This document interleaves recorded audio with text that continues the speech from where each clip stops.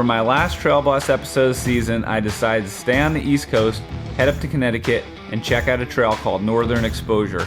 It's 4.3 miles long and a ton of fun. It starts right in the parking lot, so it couldn't possibly get more convenient. You're going to go right into some fun, flowy downhill single track. After a few jumps, you'll head into some rocky switchbacks, and that'll eventually lead you into the first main feature, which is the Piledriver Roller. Keep your speed up, head up onto this rock spine, look ahead, don't pay attention to the drops on either side, go all the way to the end, and make a sharp right turn. I'm pretty sure this is where the Piledriver comes into play, so as you roll down this super steep face, lift your front wheel up at the end. This next section is super fun. It's like a rock playground. There's a whole bunch of different lines through here. I like to go high to the right, do a kick turn, and then stick this 4-foot drop off to a real tight sniper landing. After that is me manualing through Elbow Tree, and then you'll do some climbing before you get up onto this cool slick rock section. The views up here are amazing. It's like a mountaintop playground. So pop some wheelies, do some manuals, and take in all the scenery before heading into one of the faster, flowier sections of this entire trail.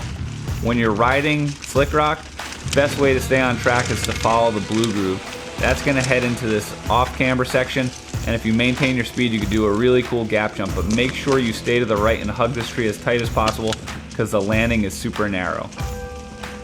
The next thing to plan are these log steps. They sneak up on you after a right-hand turn, so keep your eyes peeled and test your balance. Then it's up and over this rock, and now I'm getting set for my favorite part of this entire trail. I scoped this out on the pre-ride, and I was super stoked to get this street-inspired gap-to-wall ride on my trail bike. But there's no time to celebrate, because next up is the Gyno Sender.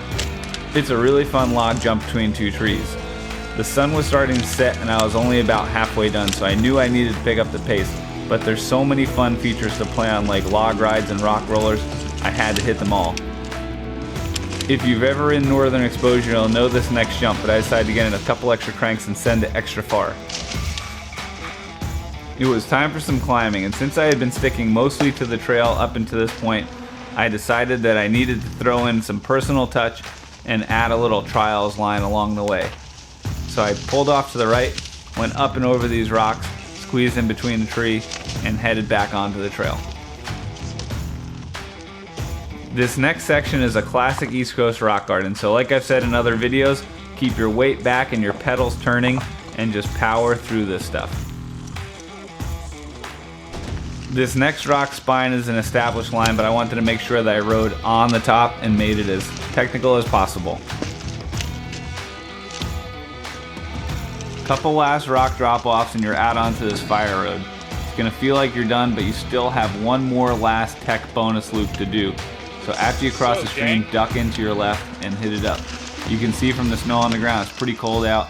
The sun is going down super fast, so I really got to make time, but I need to do Beaver Climb. Rumor has it that when they were building this section, the builders found a can labeled beaver oil, and that's where the name comes from.